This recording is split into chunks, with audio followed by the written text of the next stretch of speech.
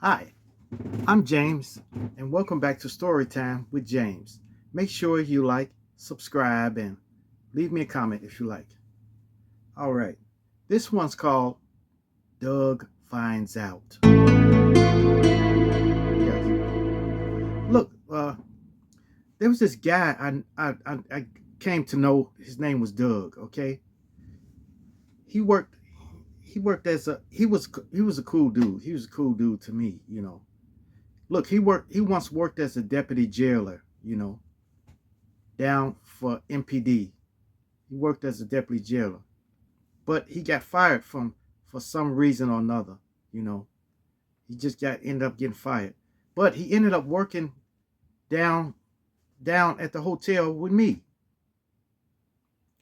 You know, this was in the 90s. So he ended up working down at the hotel, and I was the supervisor down there. But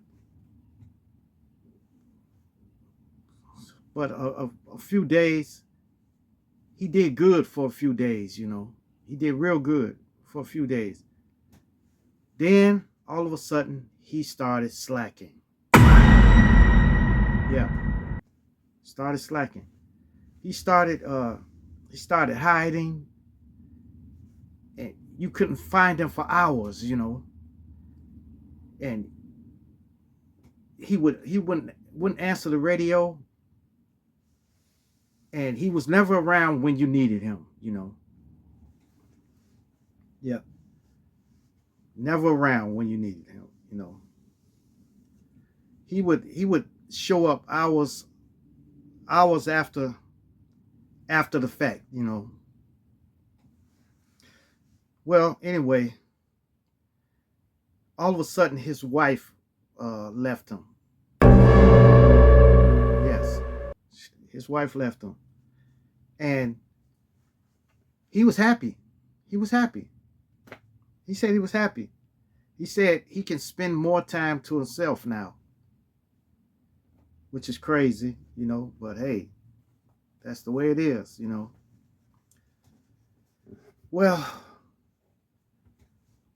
one time or another, I got tired of nobody being able to find him, and him being some in a hotel somewhere sleeping or tired and stuff like that. So I ended up putting him at dispatch office, where he always be seen by people. Eh, where he had to answer the phones. He had to monitor our radio traffic, and you know that back then we had to write it down whenever you did something.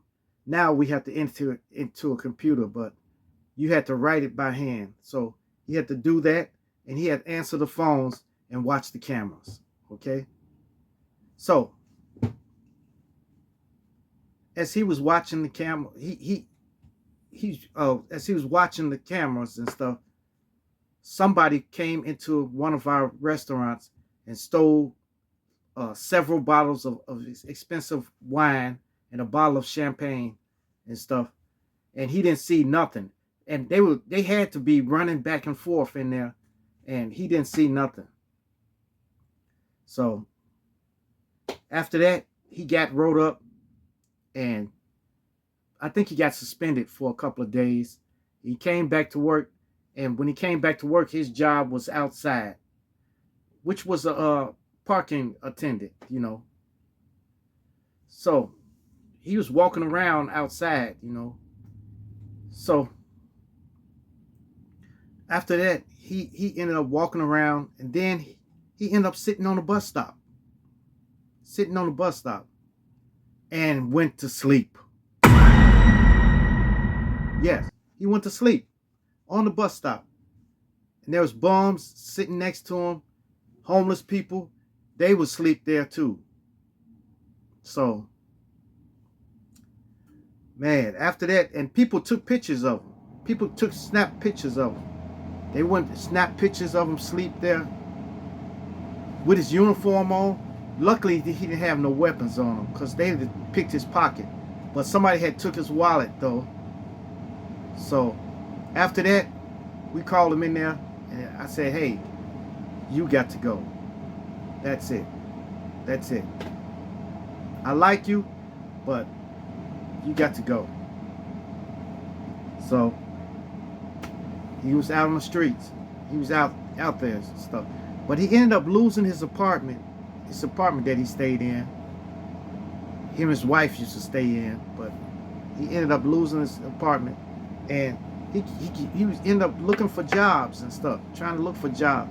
So he ended up working at a little fast food restaurant or something.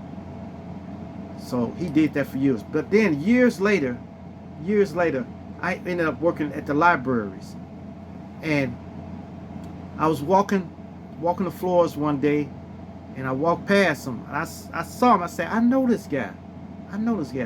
So I walked up to him. I said, do you know me? He said, hey, I know you. You work down at the hotel? And I said, yeah, man. I said, what's up? I said, Doug, right? He said, yeah, that's me. And I said, hey, man, what you up to? What you been up to? You know, where you working at now? He said, man, I haven't been found a job since I worked down at the hotel, you know. I said, how did you survive, man? He said, man, I've been sleeping in my car. And stuff like that. But he said, man, put in for me to work here with you, you know. And I didn't want to go through that. I wanted to, my heart wanted me to help to get him in there, but I didn't want to go through that no more, you know. So I said, well, I'll let them know. I told him where to go put his application in, and that's it. But apparently they didn't want him, so that's it, you know. And he just kept living in his car, you know. Man, how do you come from working with the police department to working at a hotel to working at fast food to not working at all? You see, you got to learn. Where you make your money at, you have to be in tip-top shape. You have to be able to go out there and get that money, you know. But you have to work for it. You have to do the job, you know. If you're not going to do the job, then just don't even go through that, because you don't have all of these work-related stuff on your record, and nobody probably won't hire you. You know, but man, yep, that's the story of Doug, you know, and I think he's still out there now, but hopefully he got his act together.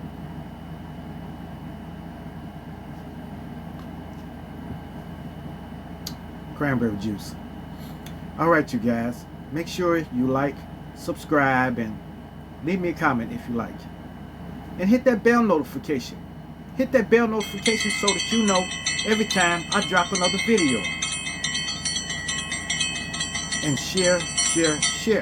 Share my videos with your family. Share my videos with your friends. Share my videos with your loved ones. And even share with your enemies.